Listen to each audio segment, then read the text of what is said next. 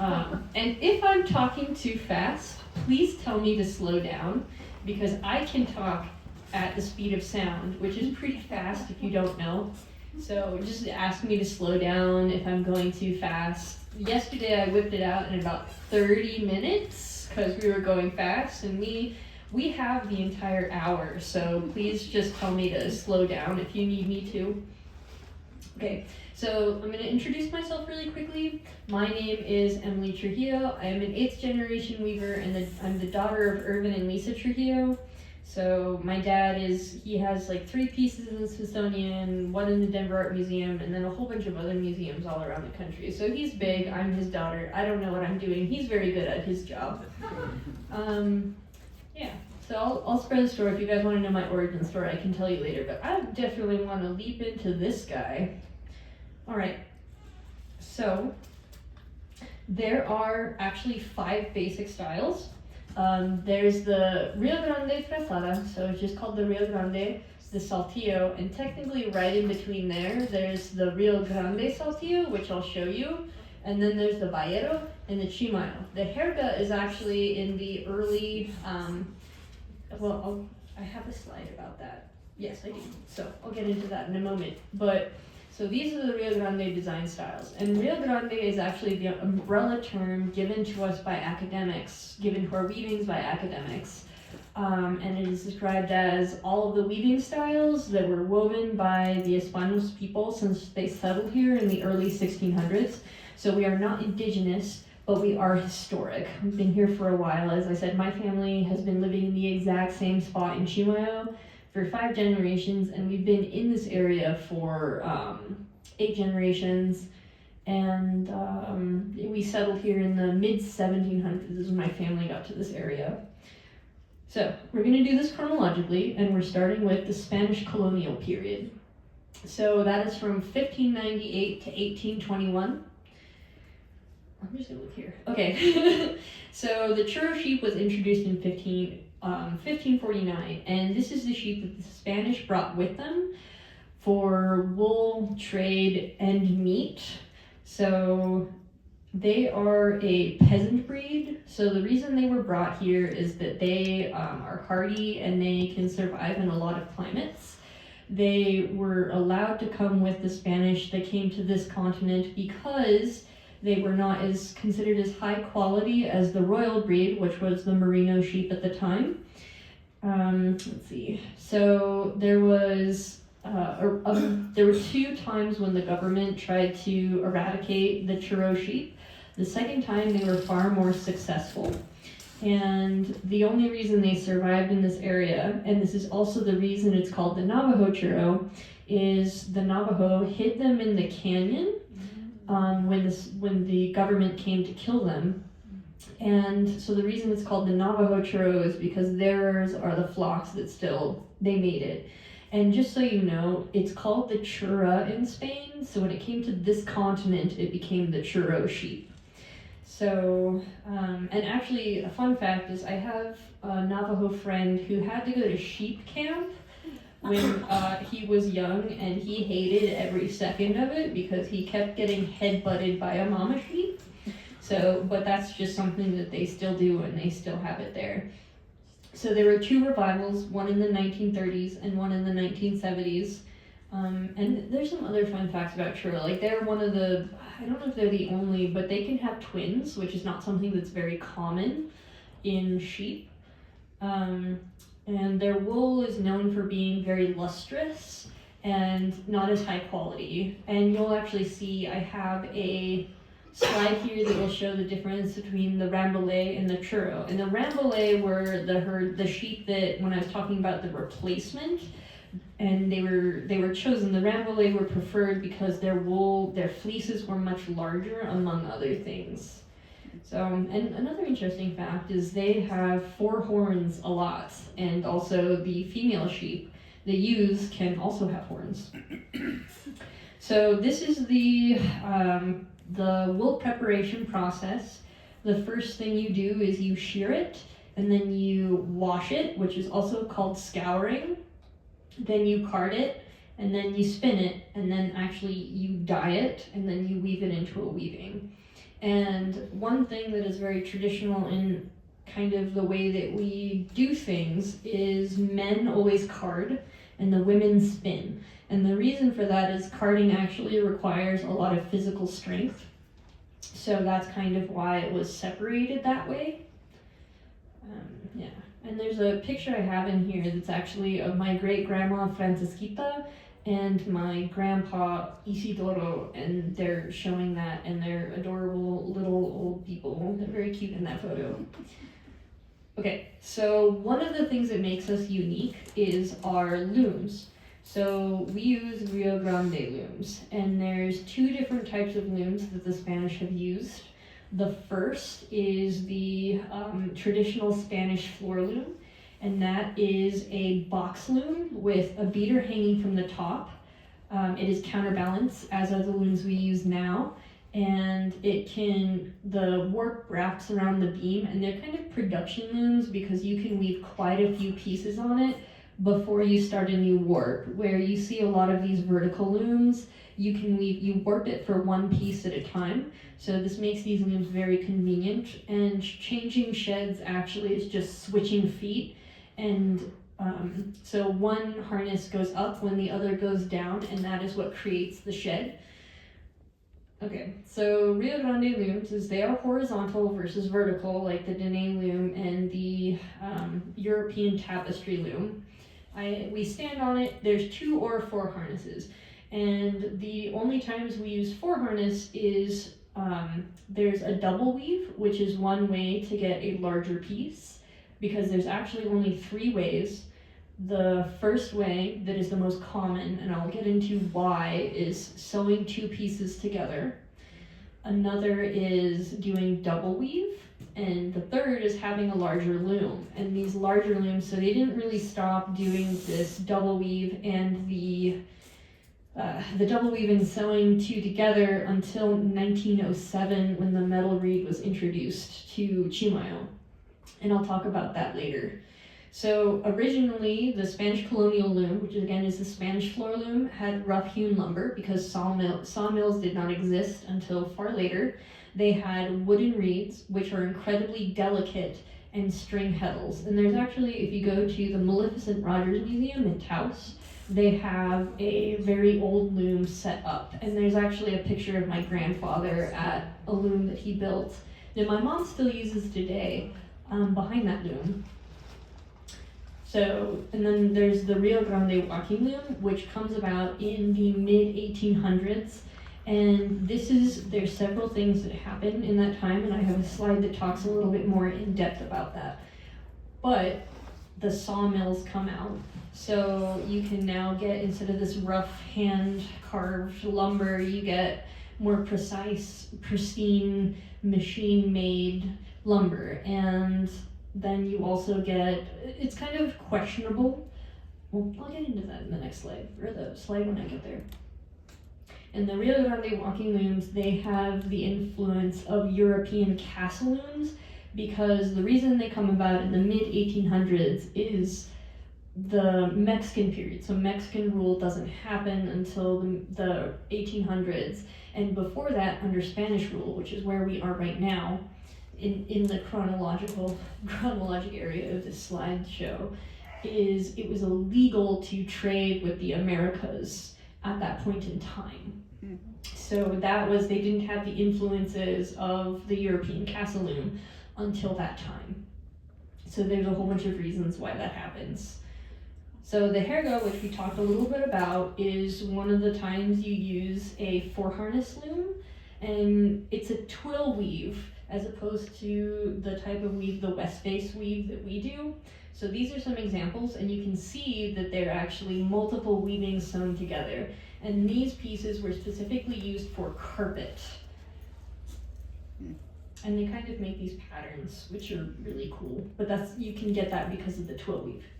So the next is the Rio Grande blanket, or the frazada. So traditionally, they are just stripes, or originally they are just stripes. Traditionally, there's 5 or 7 bands. And this is where you kind of do the double weave or seamed together, which is what these were, especially in the beginning, because they were made for like when you needed a blanket across a bed, you would need to sew multiple together, but they also use them as wearing blankets, and they would use them as saddle blankets and kind of anything they needed fabric for. Originally it was all shuttle weaving. That doesn't change until 1807. So the definition of shuttle weaving is actually continuous weft, which means that when you put a shuttle or you put a spool from one side, the selvage, which is the very last set of threads, to the other side without being broken, so without a second spool being there, that is continuous weft. Discontinuous weft is tapestry, and that wasn't introduced until later, which is why they were all just shuttle work and continuous weft and just these stripes. So natural dyes, they start out pretty early, and there's a document that I have yet to read where, and I don't remember the exact date. It's kind of up for speculation because it's not like it's really written down. So to be honest, everything I'm telling you is a mix of what I've read in the books that I've read, academics, and then there's the tales and the stories of my family and kind of the oral history of that. So that's where I'm coming from. So I actually would not be comfortable saying when the exact date of indigo making it to the area is. But that was the initial dye that made it, which is why there's this style called the mochi, which I just want to point out is that the mochi, it has been called the mochi for a very, very, very long time. However, it is a Hopi word that means death, and some Hopi people feel that we are wishing death upon them. So we always use it in quotations because that's how historically it's been used. However, we want to respect Hopi culture with that. So a mochi is traditionally the natural black of the sheep, natural white of the sheep, and indigo. So you'll see a lot of that. So they were using undyed yarn and naturally dyed. It wasn't until 1848 that the mill dyed yarn, so factory dyed yarn, came about. We'll get into that in a moment. And then aniline dyes also make it to the area. So this is already an early example of how the 1800s are the biggest shift in how this is the, what is a good word? The shift in our tradition, the progression of our tradition. So these are some of the dye stuffs that we use. So there's indigo, which is very popular worldwide. It's a very common dye. It's very desired in Japan. So it's very interesting, the exchange of culture between Japanese people or why they find our culture interesting more of, because they really like it, and I'll talk more about that later, but it's very cool to me because I like Japanese anime. It's the coolest thing that has ever happened to me. There's actually one thing that's cooler, but only one, and I got married once, for the record. So there's the cochineal beetle, which is a parasitic beetle. However, and it dyes red. However, you will not actually find very much of this in traditional Rio Grande Spanish blankets because its value was gold, silver, and then cochineal. And that's why you see royalty wearing red specifically, is because it was incredibly valuable. So blankets that had cochineal in them were worth more money. So mostly if you're going to see them, there's small quantities, small bits in the design. There's not a lot. It would never be used as a background color. So then there's chamiso, which is also called rabbit brush. My grandpa called little chamisa bushes chamiso, and then the big chamisa bushes, or the big bushes chamisa. But that's not a thing that is consistent, and my dad got challenged on that, but that is how my family specifically refers to it. So then there's also madder root, which dyes, and the chamisa dyes yellow. Madder root gets very beautiful oranges, and it is a root. We actually have a plant in our backyard, as well as the chamisa bushes are in our backyard. Kota also dyes yellow, but you can also get these browns. But also a fun fact about dyeing yarn is there's a lot of chemistry involved. So if you add different chemicals to mix with, say, when you dye with black walnut, what you're actually getting from it that's dyeing it is the tannic acid. So if you combine it with other chemicals, you can get different colors. So these are just the base, what color they would get without you messing with the chemistry too much. So logwood gets these some very beautiful purples. Okay, so now we're on to the Mexican period, which is 1821 to 1846. So the Mexican period is when now it's under Mexican rule. So this is the time when the Saltillo Sarape makes it to this area. And the way that this happened is the governor of this area hired, they sent out a contract actually, and the people who took the contract were the Bazan brothers, and they were hired to, and this is speculation, they taught them tapestry, they taught them ikat, which is it's kind of like tie-dye, it's a dye-resistant technique. And then they also were assumed to have brought changed weaving here from weaving in these big, terrible conditioned buildings to a cotton industry in their homes. So it has a formal design structure, and traditionally it is a border all the way around and then a diamond in the center. They're very complex, and very often, in fact pretty much always, you'll see a column-like structure making up the background.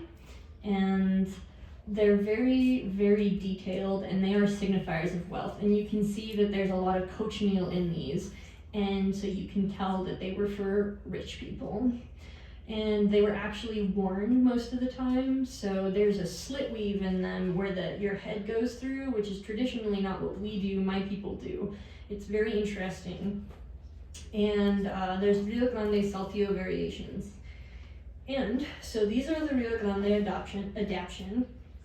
You can see that these ones have a stripe on the top and the bottom, and then they still have the diamond in the center and a border on the side. So, but instead of having the complex border all the way around, you can see that it's striped on the top and the bottom. And you can see that these are simplified, but they still have the column-like structure.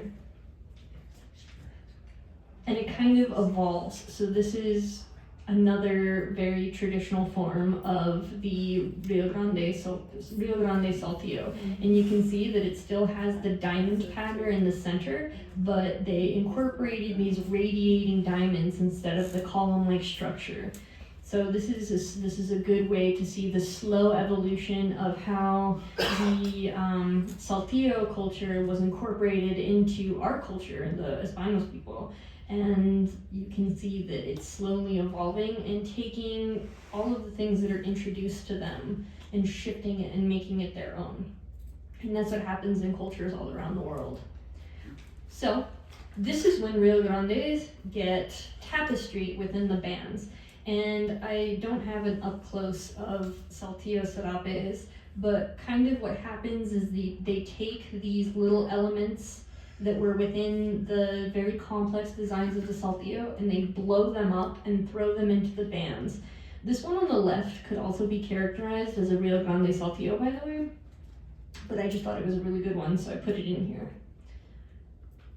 Okay, so now we get to the territorial period when it's New Mexico, and that is from 1846 to 1912, so this is before it became an official state. The first style to be developed in this time is the vallero. And a vallero is anything that has this 8-pointed star. This one specifically is a trampas vallero, and that means that there's one star in each corner and one in the center. And usually there's a stripe in the top and the bottom, and they oftentimes have this border. I have a very traditional, more standardized vallero in a few slides up. But this is really interesting, and this is another example of the influence of trade and economics, is now that trade is allowed with the Americas, and now is a part of the Americas, well, it's a territory, but anyway, is that the quilts make it to this area. And this is the theory that makes the most sense to me, and we have a lot of quilters that come in and they recognize that. But it was also being woven in Mexico around the same time, not necessarily by the Tlaxcala weavers, but there's a lot of weavers and kind of variations of blankets that were being woven in various areas at the time. So the trampas vallero originated in El Valle. And the reason it's called the trampas vallero, because I recently asked someone whose family is the one that came up with it, is that it originated in El Valle, but when it became popular and a standardized style, they lived in trampas at that point. So that's why it's called the trampas vallero. And there was a shift to merino wool and rambouillet wool, actually. So there's a vertical sideboard. I really should throw the more traditional Trujillo in. This is more of an early one. And you can see in this that there's a lot of really bright colors. And the reason for that is this is the time when there's commercially dyed yarns. So there's places that are dyeing yarn commercially. So you see a lot of early vaqueros with these very bright colors. So this is when Germantown comes into play. Also, Zephyr is another name you'll hear. I think it's in my next slide. But Zephyr is still Germantown, but they were using natural dyes as opposed to these commercial dyes. But both of those make it to the area. This is also when aniline dyes are introduced, so that changes everything. It basically, nobody is weaving with or dyeing natural dyes anymore because you have access to this new, more convenient way of dyeing yarn. So the types of commercial yarn are, there's a 2-ply wool warp, and that has been consistent throughout time. We still use a 2-ply. Even when it was hand spun, they were making it 2-ply. The interesting thing about the Saxony, Zephyr, and Germantown is that they were 3-ply, which is different from what we use today, which is Clasgins, which is 4-ply. And so the 4-ply factory wool, there was some Germantown that came later, so in 1875, and Clasgins, which came in 1898, which is actually the wool factory that we used up until they closed at the beginning of this year. And so we are in a shift of where we get our yarn from, and it's the first time this has happened since the 1800s. And around this time, they switched from wool warp to cotton warp. And this is kind of one way you can attempt to date these blankets, because there was a prominence of cotton warp, and at least in Chimayo weaving, the wool warp didn't make it back until, and this is family lore, it made it back in 1806 or 1807 by my grandpa's brother-in-law. He brought the wool warp back to Chimayo, and there's no way of telling if it was brought into other areas, but that is specifically Chimayo, so where my family are. So these are some examples of some Germantown and Zephyr blankets. So again, 3 and 4-ply. These are some early vaqueros. You can see these very bright colors, and the one on the right is a very, very traditional layout of this Champas vaquero. So it's the one you'll most commonly see, especially these days. So there's a star in each corner, one in the center, and then what it takes from the Rio Grande Saltillo is I showed you those pieces with those radiating diamonds and those hourglass chains, and you can actually go to our booth, and my mom wove one that has all of these elements. So, and then there's the stripe in the top and the bottom, and then you can see the one to the left has more of the Rio Grande Saltillo, the Saltillo that has the border on either side. And another common motif is these candlesticks that show up. So you can see there's candlesticks and there's tulips. Mm-hmm. So that is kind of over here, right here. Mm-hmm. And then, so the types of wool that are coming into play at this time are the churro, but I told you there's kind of a dark play there about whether or not we get to use the churro, and the rambouillet. And the rambouillet is what replaced the churro sheep, or the government was trying to replace the churro sheep. And my great-grandma, actually, her flock was rambouillet. Today, our flock is churro sheep, but that's what even my great-grandma was using, despite us being very traditional weavers in a very isolated town. So that's after 1859. So this is another shift, is when the changes in loom materials. So when the sawmills opened in the Industrial Revolution, when you now have steam power as opposed to needing it being run by running water, is that in 1860 is when the one close to here opens, and so they change from this rough-hewn lumber that's handmade essentially to milled lumber, which allows us to make smaller looms that are sturdy in their own way. And the string heddles that I talked about turn to wire and flat steel. I have no idea when the date was that those made it here, but I would probably guess, and this is a conversation that I had with my parents because I asked this question, and it was probably in the either very late 1800s or not late 1800s, it's like 1870 to probably the very early, like 1907. And they were definitely, or most likely, they were brought by wagons still at that point in time. And there was the Santa Fe Trail now, and then the Old Spanish Trail. So I forgot to mention is that the Camino Real was initially the only trade route they had when they were trading sheep and weavings towards Mexico. So the Santa Fe Trail kind of heads out towards the east coast, and then the Old Spanish Trail heads out toward the west coast. So at this point in time, we're going in all directions all over the continent. So the split wood to metal reeds happens as well. Again, that was in 1907. It made it into a newspaper, which is the only reason we know, and I believe it was the New Mexican. So it made it into that newspaper, so we actually have an exact date because it's so significant. And the significance is it allows the reeds to be larger. So when you have such delicate reeds, or such delicate, the reeds, when it's so delicate, you have to keep it small. So the width to be very small, because the wider you have, the more likely it is to snap. So these metal reeds allow us to make bigger looms and different sized pieces, and that's really important to the Chimayo industry.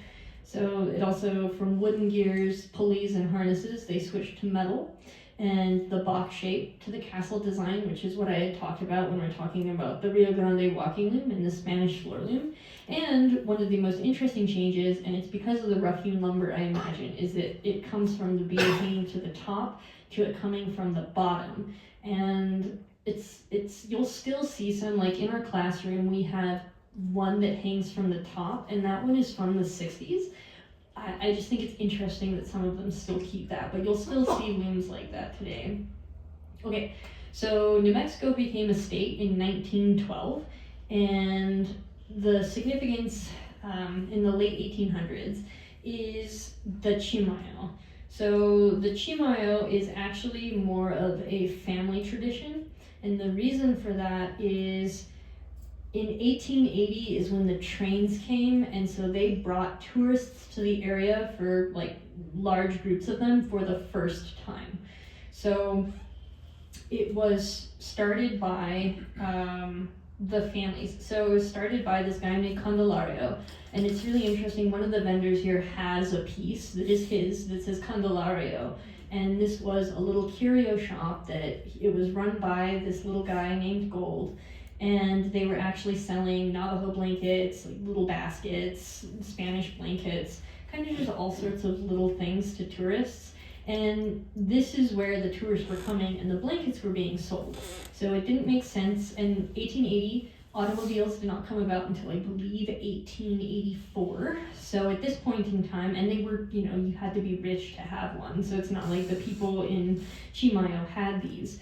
So they would throw all their blankets on their wagon and they'd cart them to Santa Fe, sell them to the people selling them, and then come back and weave some more. And it was actually the dealerships that provided the yarn, and that still remains true to this day.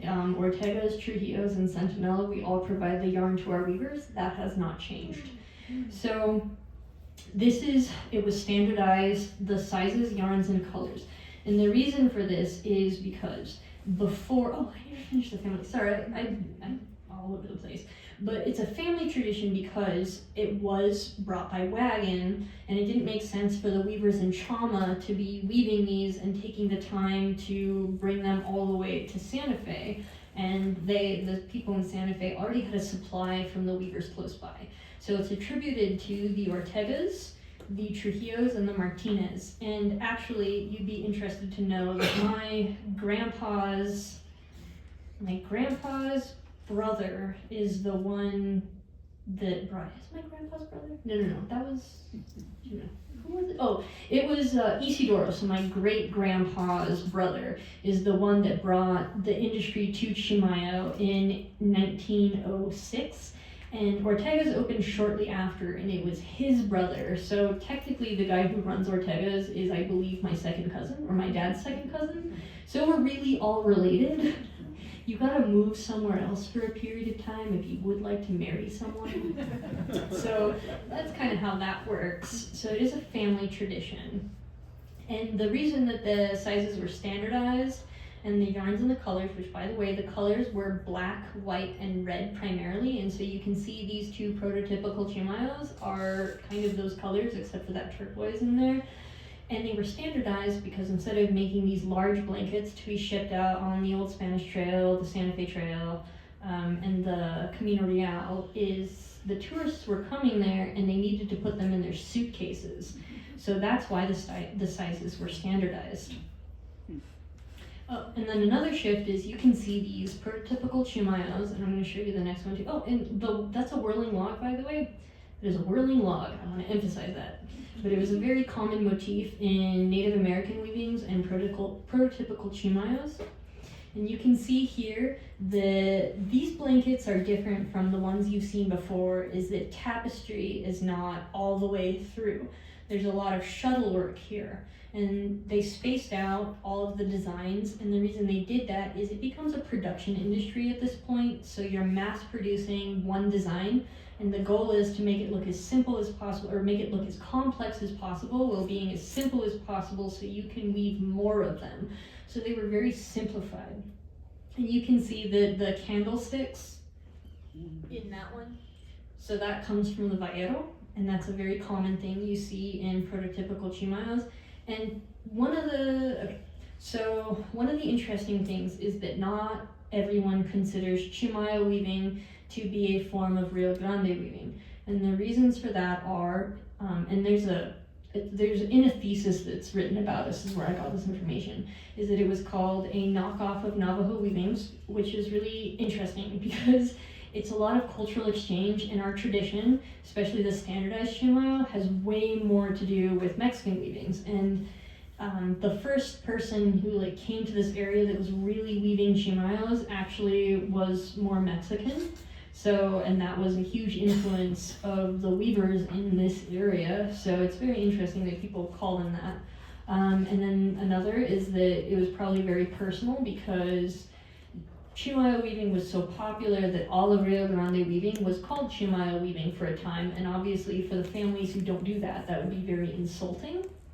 And the other is that they're considered cheap tourist items as opposed to these beautiful blankets that were being shipped out. So that's why not all of them are considered Rio Grande, but I personally believe that they are Rio Grande because it is woven by the Spanish people, personally. So I will say that, but that is up to you to decide. So in 1920 is when the standardized Chimayo comes about. The standardized Chimayo has a stripe on the top and the bottom and a center geometric design. For these larger ones that you see here, there's two secondary designs and those lines in between the secondary designs. I didn't have to slide up. So there's a stripe on the top and the bottom, and there's two secondary designs and a center design. So the two secondary designs would only exist for these larger blankets, and then there's those lines. Right here. Those are called hospes, and we use those to make designs. And remember how I told you that Chimayos are made to look as complex as possible while being as simple as possible? Those lines are actually supplementary weft, and they do not interrupt your tapestry, so you don't, it's not hugely disruptive to your process, and they don't take that much time. But just so you know, there is a lot of mathematics in figuring out a design and making it work. There's a lot of math involved in this. And when I'm teaching weaving math, I actually teach it with these just lines. So I teach them the geometry using these. So in 1922 is when it's starting to be made into clothing, which makes it more global as opposed to just this country in this area or this continent in this area. So we're very famous in Japan, especially, to the point where we made it into a video game that I play, which was so exciting for me. And so it made it into this Animal Crossing game. It's an outfit that your character can wear, It was also worn by a K-pop idol, which that was the most exciting thing to happen to me because I also really like K-pop. So these are some jackets. You can see that they took the geometric designs of the Chimayo and they put them on the back of these beautiful, high-quality jackets. And so these are some very old ones. You don't really see any of these being made with these complex designs anymore because they are so expensive and hard to make, and they're just not necessarily worth our time because it takes so long to sell and you're taking such a huge risk that we don't really do these anymore. So really, you see a lot of these very beautiful vintage jackets, but you don't see them as much anymore unless they're custom made. So now a little bit about my family, because my dad insisted I do this. I usually don't include this, but I did this it's for my dad. So we are Sentinel Traditional Arts, and we were established in 1982. There are only 3 weaving galleries that exist today, despite there being so many beforehand, like in the late 1800s and early 20s. Or early 1920s. It was basically no one wanted to work for each other, so they would just open up their own shop, and that's how that worked. But now there's only 3 of us, and we each have our own specialties. So Ortega's weaving shop specializes in production weaving. So if you go there, it's the heart of production weaving. They're very simple designs that are repeated. They're mass produced, but they have different colors. Trujillo's has a very small storefront, but they will weave anything you want, so they mostly do orders. And then there's us. We weave mostly museum quality rugs, so that's what my family specializes in, and one-of-a-kind pieces for our other weavers. So we kind of shifted this industry from being production into showing what we as a people are capable of. So we represent, at this point, there's about 15 of us, as opposed to in the 90s, there were over 40. It's very much a dying industry. No one really knows how to do it anymore. And sadly, I'm the youngest professional, except for one of my students. But in terms of generational, I'm the last of professional Chimayo weavings working at any of the dealerships. And I'm definitely older than I look. So I will tell you a story about some teenagers being so just cutthroat about it that I think is funny, if you want to hear me being called old by teenagers. So we have a lot of vests. This is our vest room. So we brought some of them with us, but we obviously have a lot more at the store. So this is the picture I was talking about. That's my great-grandpa, Isidoro, and then that's Francisquita, and you can see that she's spinning and he's carding. And then this is my grandpa, Jacobo. Just a fun fact, because one of the cool things about having me do this is that I can tell you all these little facts. But a fun fact about my family is that we all have our English names, and then we have our Spanish names. So my grandpa is Jacobo, but he went by Jake, and then I'm Emily legally, but my name is Amelia to my Spanish family. So we all have that. And then my brother is named Adam, but he goes by Adan by our Spanish family. So that's Jacobo. And this is a very traditional weaving, a very traditional vallero woven by my grandfather. And I just wanted to include one of his weavings in there that was relevant. So then, these are my parents. They're adorable. Don't tell them I said that. So my mom is Lisa Trujillo and my dad is Irvin. And my mom actually married into the family, so she's not a generational weaver, but she's exceptionally talented. Again, don't tell her I said that. We don't worry about it. So these are some pieces, and let me check the time. Okay, sorry, I just need to make sure. I wanted to see how long I could spend on these. So the one on the right is, so my family specializes in incorporating modern design and modern ideas into traditional art and our tradition. And what that means is we've all spent a lot of time looking at museum collections, studying old pieces. Like we're doing this project right now that we're looking at all the pieces that were documented by the Chimayo Cultural Preservation and putting them onto an archive online, we're studying all of them. So we all have this in-depth experience with our tradition. and then we incorporate our own feelings and ideas into it. So these are some, you can see the one on the left, sorry, it's different here. On the left, is it has the diamond in the center, those column-like structures in the background, and a border, but they're not necessarily traditional. You can see that he put a stripe on the top and the bottom, but it has tapestry in it instead. The one on the right, I guess they are the same. The one on the right, that one is owned by Smithsonian. You can see in the diamonds and also the top and the bottom stripe is that it has ikat, which is what I told you that the Bazan brothers are attributed to bringing. It's done with indigo. You see a lot of it traditionally done with indigo, so that's what my dad did here.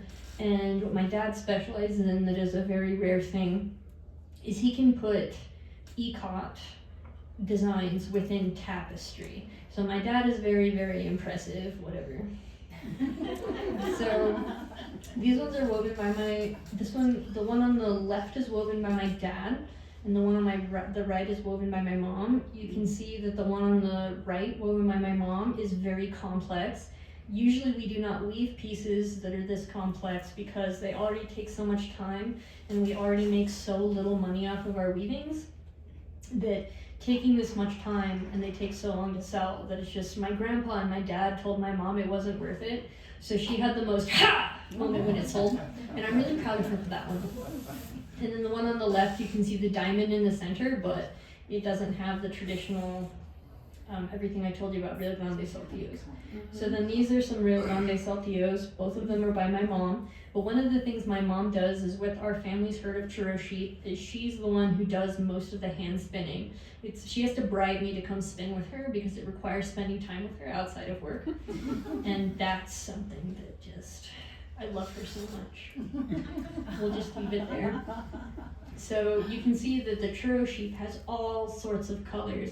It has these beautiful browns, blacks, grays, just an entire array of colors. And so the one on the left is actually purely churro sheep. And then the one on the right, the only dye is the indigo. So these are some vayeros woven by my dad. So you can see the one on the left is a trompas vayero, and the one on the right is just a vayero of multiple, just a whole bunch of those guys, I guess. I wouldn't know how to describe it other than he really likes this weaving, and I wanted to show you guys. It has the ikat in the center. What are the dimensions of those? So primarily what my parents weave is they have larger looms, so they weave 48 by 72 or 54 by 84. So traditionally that's what they do, but sometimes there's some variation depending on how things go, because one of the reasons that we use so much math is that we have these standardized sizes, and in order to have our design work out and end exactly at the center that we want, we have to understand how far our angles are going to get us, how many of these triangles we can fit into the 5 inches. If we're moving at like a 50-degree angle, how many of those 50-degree angles we can fit in before we reach our center. So we actually, it's a very hard art form, and I think that's one reason that a lot of people don't do it. It's actually incredibly difficult. So these are some by my mom. You can see that the one on the left follows the layout of the trompas vayero, but those are not vayero stars. And then that one is a more traditional vayero, but it has obviously modern elements. These are some these ones are by my mom, and you can see one of them is a prototypical Chimayo because it has the candlesticks on the side, and then the center design, and then the one on the left is a Chimayo, a standardized Chimayo that has a lot of design, which, by the way, in the early standardized Chimayo, the designs were much, much larger, but when they started being, mass-produced as fast and, standardized to be woven as quickly as possible, they started making the designs smaller.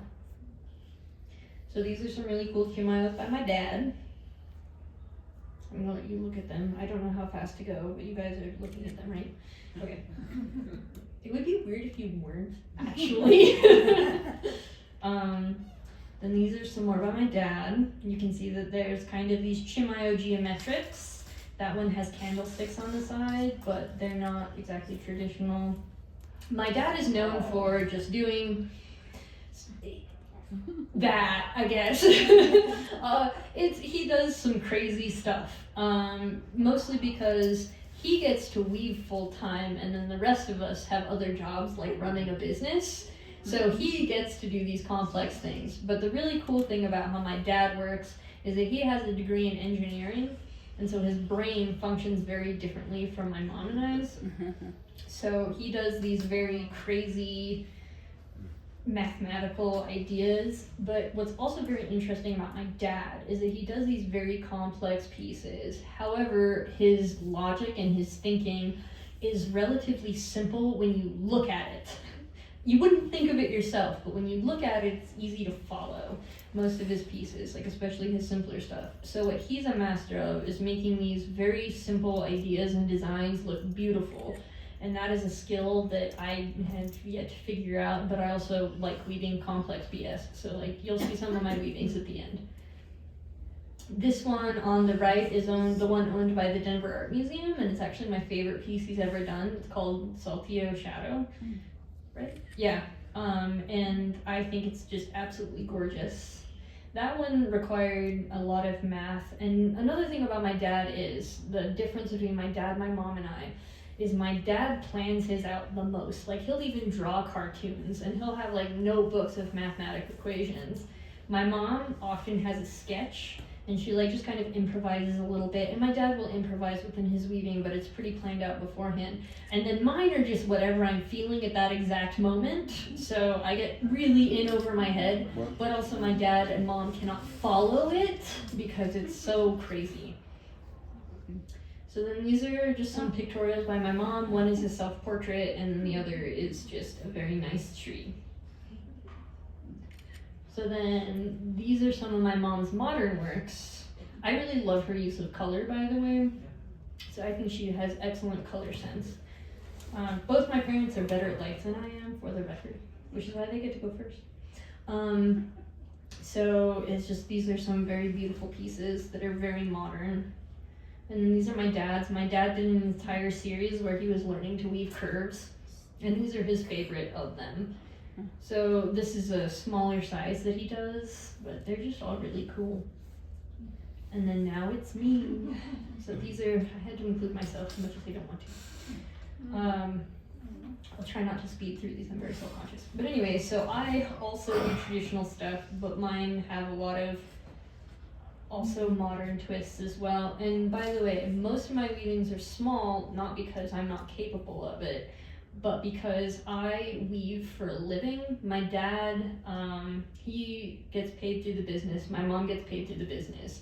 I have to do some production weaving in the sense of I have to weave small pieces because I need them to sell so I can get paid and not get kicked out of my apartment, and I need to take care of my elderly cats.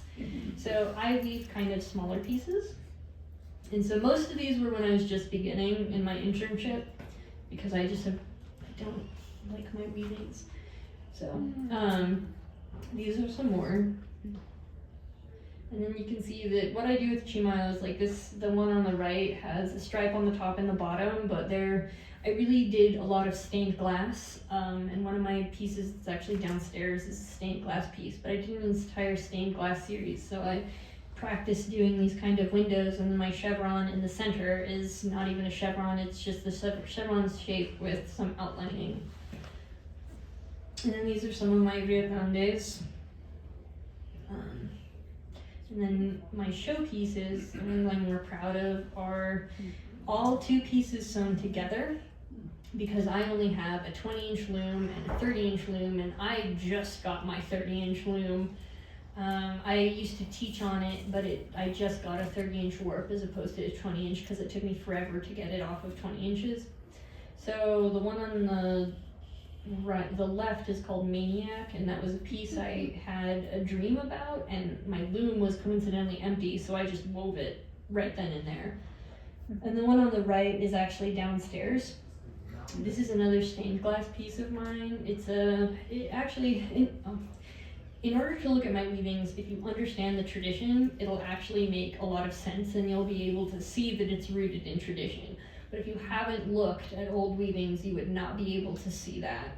So the Trampas Vairo, the one with the tree, that I never know if people can see the tree, but it has, the background is actually just hourglass chains made with color all on top of each other, and then it has one in the one in each corner and one in the center, and then candlesticks on the sides. So it has that. This is the piece on the left. There's a story behind it, which is why hot pink is the color that I've known for if you've watched interviews of me.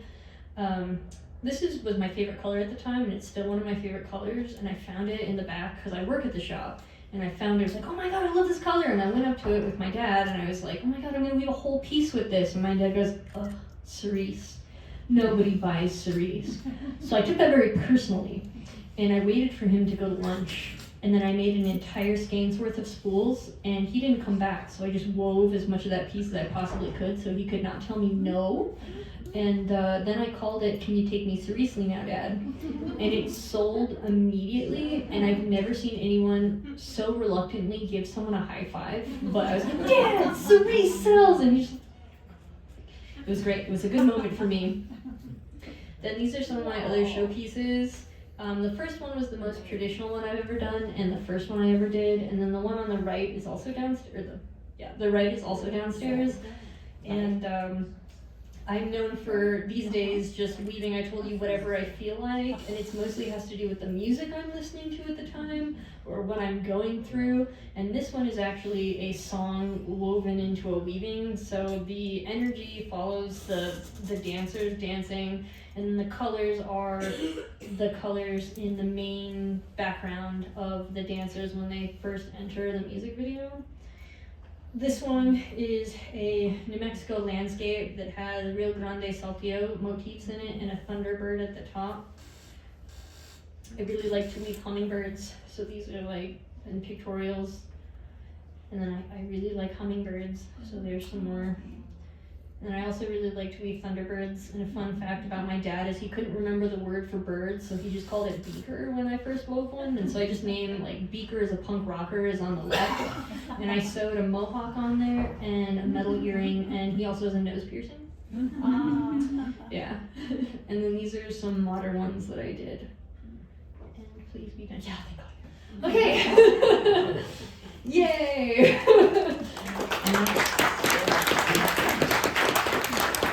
Does anyone have any questions about anything? Okay, I'll start on that side of the room. Yes, I was just wondering how long it takes you to make one. So I put 3 months aside for each one of my weavings, but the amount of time I spend weaving each day differs. And to be honest, the piece I'm weaving right now, I am on month 7 of it. It is the most complex piece I've ever made in my life. Which also I like teach 8 programs and do all sorts of other stuff, so it's not like I have a ton of time to weave. I actually don't get paid for my weavings at all. But my mom's the one that she took the most on was an entire year, and then my dad spent 1.5 years on one, but it depends on 3 things, and 1 is the speed of the weaver, 2 is the size of the weaving, but the thing that affects things the most is the amount of tapestry involved. The more complex it is, the longer it will take. Okay.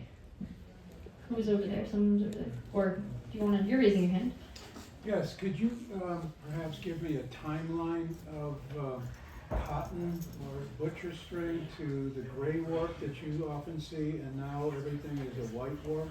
So what's really interesting is that the reason they use the gray warp, and that was actually very common, the only time they would use white warp is when they were doing white pieces, and the rest was gray warp. And it was actually still until relatively recently that people were still using gray warp, so it's kind of hard to date them because I believe it was probably, oh my gosh, what is the date? Probably the late mid 1800s is when they were using gray warp, and then still till relatively recently. And the reason we don't really use gray warp anymore is it just wasn't as accessible.